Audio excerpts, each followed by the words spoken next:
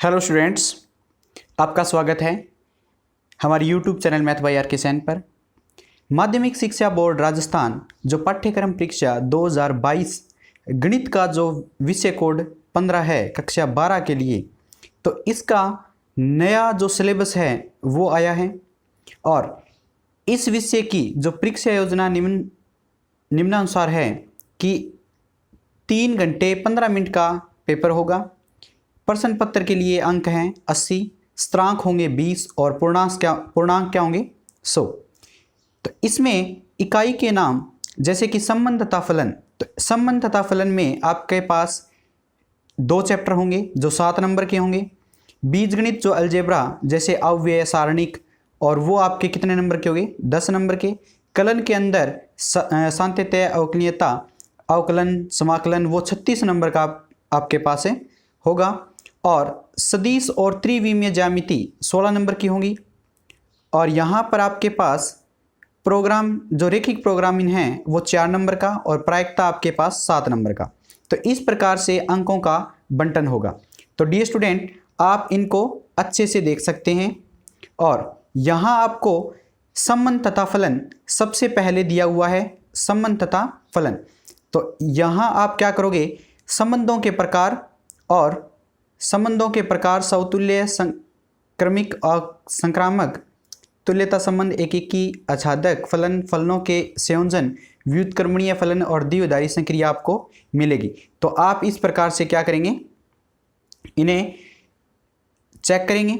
और इंग्लिश वाले स्टूडेंट क्या करेंगे, relation and function, type of relation, reflexive symmetric transitive और equivalence relation, 1 to 1 and onto functions, composition of functions and invertible function, binary operation जो आपके पास है इस प्रकार से दिया हुआ होगा। तो नेक्स्ट देखते हैं स्टूडेंट, आपके पास दूसरा जो चैप्टर है प्रतिलोम त्रिकोणमितीय अनुपात, वो 4 नंबर का होगा जिसके अंदर इन्वर्स ट्रिग्नोमेट्री फंक्शन है ओनली। और वहाँ पे आपको उनके गुणधर्म और आधारभूत संकल्पनाएं देखनी है जो बेसिक है कंसेप्ट होगा और properties of A trigonometry function होगी। नेक्स्ट देखेंगे अव्यय। तो अव्यय के बारे में आपने देखा कि 5 नंबर का अव्यय आएगा जिसके अंदर कोटि, प्रकार और ये सभी नाम हैं प्रकारों के, योग, एक अव्यय का एक अदिश से गुणन और उनके गुणधर्म भी आएंगे, अदिश के गुणधर्म भी आएंगे और गुणधर्मों का जो अवयवों का गुण है उनके भी गुणधर्म आएंगे। अव्यय का परिवर्त है, अव्यय के परिवर्त की गुणधर्म है, सम्मित विसम्मित है। और यहाँ पे आप क्या देखोगे, अव्यय की प्रकार की जो अव्यय रूपांतरण है, व्युत्क्रम अव्यय है, तो इस प्रकार से आप देख सकते हैं। नेक्स्ट आप इंग्लिश में देख सकते हो इनको, जैसे कि मैट्रिसेस हैं, ऑर्डर ऑफ मैट्रिसेस हैं, उनके टाइप्स हैं और जैसे प्रॉपर्टीज़ हैं, तो उनके बारे में आप अच्छे से देख सकते हैं। नेक्स्ट आपके पास 5 नंबर का सारणिक, और सारणिक में 5 नंबर में क्या आएगा कि एक कोटि के अव्यय का सारणिक, द्वितीय कोटि के अव्यय का सारणिक और 3 गुणा 3 कोटि के सारणिक है और उनके गुणधर्म आएंगे। त्रिभुज का क्षेत्रफल आएगा, उपसारणिक आएगा, सहखंड आएगा, सहखंड आएंगे, व्युत्क्रम आएंगे और व्युत्क्रमों के अनुप्रयोग आएंगे। तो इस प्रकार से डियर स्टूडेंट आपके पास है ये मिलेंगे। अब उसके बाद डिटरमिनेंट आप देख सकते हैं इंग्लिश के अंदर, और 3/3 का, 2/2 का और एडजॉइंट है, इनवर्स है, एप्लीकेशन ऑफ डिटरमिनेंट से मैट्रिसेस हैं, तो उनको आप देख सकते हैं। एरिया ऑफ ट्रायंगल है, माइनर्स हैं, कोफैक्टर हैं जो भी। कलन के अंदर 8 नंबर का चैप्टर आएगा सांत्यत्य और अवकलनीयता। तो सांत्यत्य और अवकलनीयता के अंदर आप देखोगे किस टाइप से सांत्यत्य सतत फलनों का बीजगणित या अवकलनीयता, संयुक्त फलनों का अवकलज, अस्पष्ट फलनों के अवकलज, प्रतिलोम त्रिकोणमितीय फलनों के अवकलज और चरघातांकीय लघुगणकीय और फलनों के प्राचलिक रूप में अवकलज, द्वितीय कोटि के अवकलज और मध्यमाने प्रमेय। तो इस टाइप से आप इनको कर सकते हैं। तो डियर स्टूडेंट, ये चीज़ें आप इंग्लिश में ही देखोगे तो उनके नाम आप इंग्लिश में देख सकते हैं। डेरिवेटिव ऑफ इनवर्स है, ट्रिग्नोमेट्री फंक्शन के, एक्सपोनेंट फंक्शन के, लॉगरिथम फंक्शन के और जो मीन वैल्यू थ्योरम है at extra second order derivative है, इस प्रकार से। नेक्स्ट है आपके पास अवकलजों के अनुप्रयोग। अवकलजों के अनुप्रयोग में राशियों के परिवर्तन की दर, वर्धमान, ह्रासमान और स्पर्श रेखा अविलंब, तो इस प्रकार से आपको दिया हुआ होगा। अवकलजों के सन्निकटन मान, उच्चतम, न्यूनतम और उनके व्यवहारिक विधि और विविध उदाहरण दिए होंगे। तो एप्लीकेशन ऑफ डेरिवेटिव्स में आप देख सकते हैं इनको इंग्लिश की फॉर्म में कैसे कैसे आपको rate of change of quantities मिलेगी, इंक्रीज और डिक्रीजिंग फंक्शन मिलेंगे, टेंजेंट और नॉर्मल मिलेगा, यूज और डेरिवेटिव इन अप्रोक्सीमेशन में मिलेगा, मैक्सिमा, मिनिमा जो आपके पास maximum and minimum values of a function in a close interval होगी, वर्किंग रूल उनके आपको मिलेंगे। नेक्स्ट आप देखोगे समाकलन, जो कि बहुत ही ज़्यादा इंपॉर्टेंट यूनिट है। तो समाकलन आपके पास 12 नंबर की होगी। समाकलन को अवकलन के व्युत्क्रम प्रक्रम के रूप में अनिश्चित समाकलन का ज्यामितीय निरूपण होगा। अनिश्चित समाकलनों के गुणधर्म होंगे।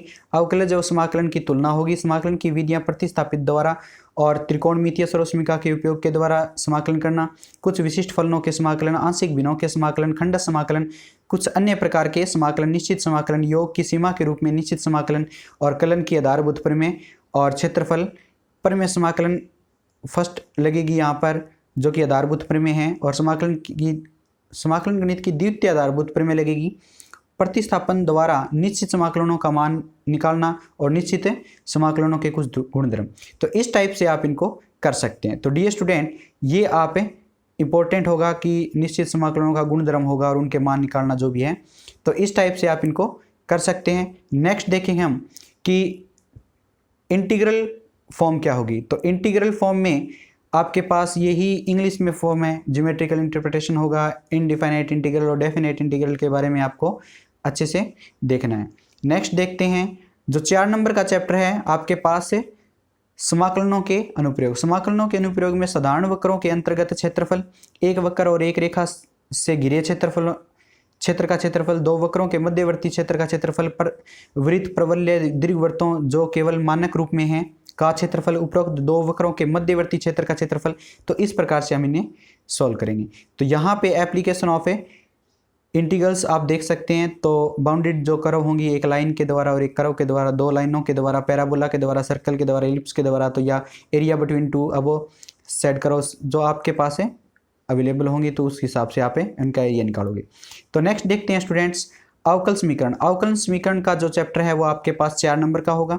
आधारभूत संकल्पनाएं होंगी इसमें। अवकल समीकरण की कोटि, अवकल समीकरण की घात, अवकल समीकरण का व्यापक और विशिष्ट हल, दी हुई व्यापक हल वाले अवकल समीकरण का निर्माण, दिए गए वक्रों के कुल को निरूपित करने वाले अवकल समीकरणों के निर्माण की प्रक्रिया, प्रथम कोटि और तथा प्रथम घात के अवकल समीकरणों को हल करने की विधियां, पृथक्करणीय जो चर वाले अवकल समीकरण और समघातीय जो अवकल समीकरण आपको मिलेगी, रेखिक अवकल समीकरण। तो इस प्रकार से आप इनको देखोगे, एकदम इजी पार्ट है ये आपका। उसके बाद 4 नंबर का चौथी इकाई है जो 7 नंबर की सदिश और त्रिविमीय ज्यामिति आपको मिलेगी। तो इसके अंदर सदिशों के प्रकार, सदिशों का योगफल, एक अदिश से सदिश का गुणन, एक सदिश के घटक, दो बिंदुओं को मिलाने वाला सदिश, खंड सूत्र, दो सदिशों का गुणनफल, दो सदिशों का अदिश से गुणनफल, एक सदिश का किसी रेखा पर प्रक्षेप और दो सदिशों का सदिश गुणनफल। तो इस प्रकार से आपको ये मिलेंगे। नेक्स्ट आपके पास चैप्टर होगा त्रिविमीय ज्यामिति जो 9 नंबर का होगा।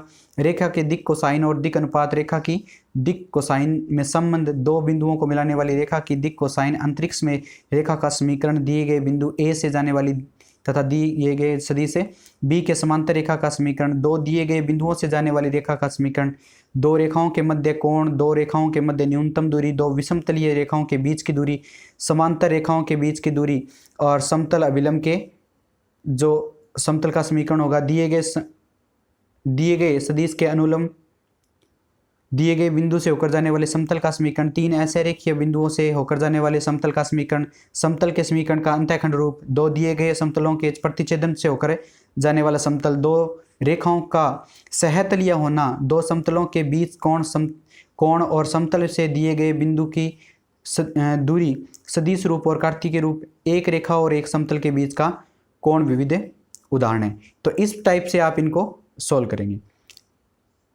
यहाँ पर आपको ये मिलेगा इकाई जो 12 है आपके पास, तो वो 4 नंबर में मिलेगी। रेखिक जो प्रोग्रामन है, जो लीनियर प्रोग्रामिंग बोलते हैं इसमें, तो भूमिका होगी इसकी संबंधित पदों की परिभाषा, जैसे व्यवरोध है, उद्देश्य फलन है, इष्टतम हल है। रेखिक प्रोग्रामन समस्याओं के विभिन्न प्रकार हैं। रेखिक प्रोग्रामन समस्याओं का गणितीय सूत्र है, दो चरों में दी गई समस्याओं का आलेखीय हल है, सुसंगत और असुसंगत क्षेत्र है, सुसंगत और असुसंगत हल है, इष्टतम सुसंगत हल, तीन अतुच्छ व्यवरोधों तक है। तो ये चीज़ें आपको यहाँ पर मिलेगी। प्रायिकता जो 7 नंबर का चैप्टर है, यहाँ पे सहप्रतिबंध प्रायिकता के गुण, प्रायिकता का गुण, नियम, स्वतंत्र घटनाएं, कुल प्रायिकता, वेज प्रमेय, यादृच्छिक चर और उसका प्रायिकता बंटन है, यादृच्छिक चर का मध्य, प्रसरण, बर्नौली परीक्षण और द्विपद बंटन। इस प्रकार से डियर स्टूडेंट आपको एनसीईआरटी की बुक फॉलो करनी है, जो कि आपको मार्केट में मिलेगी। हिंदी मीडियम और इंग्लिश मीडियम में फर्स्ट भाग और सेकंड भाग, दो इनके भाग होंगे, और एकदम इजी अब की बार जो कि कहा जाए ये सिलेबस है, और आप इसको पूर्ण तरीके से अच्छे से कवर करेंगे। और जो अंक तालिका है तो इनकी मैं ये आपको निकाल के दे देता हूँ, तो ये चीज़ आप इसका स्क्रीनशॉट ले सकते हैं और आप इनकी बेहद अच्छे से तैयारी कर सकते हैं। तो डियर स्टूडेंट कैसा लगा ये जो नया पैटर्न है आपको, तो कमेंट सेक्शन में आप ज़रूर बताएंगे कि एनसीईआरटी का जो नया सिलेबस भारत में, संपूर्ण भारत में एक ही सिलेबस कर दिया है इस बार, तो ये आपको यूज़फुल होगा या कैसा होगा, तो कमेंट सेक्शन में ज़रूर हमें बताएं। Thank you.